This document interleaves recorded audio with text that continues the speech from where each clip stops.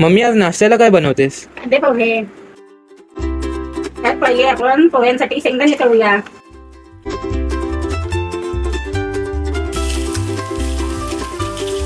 बटाटा तळलाय, आपण काढून घेऊया.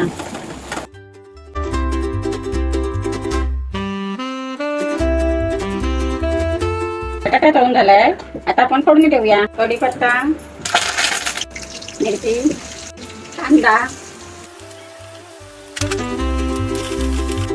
टाकूया.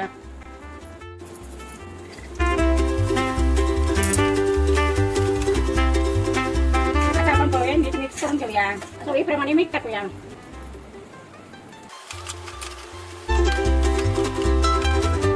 आता लिंबू पिळून घेऊया. थोडीशी साखर टाकूया. आता कोथिंबीर टाकूया. परत एकदा मिक्स करूया.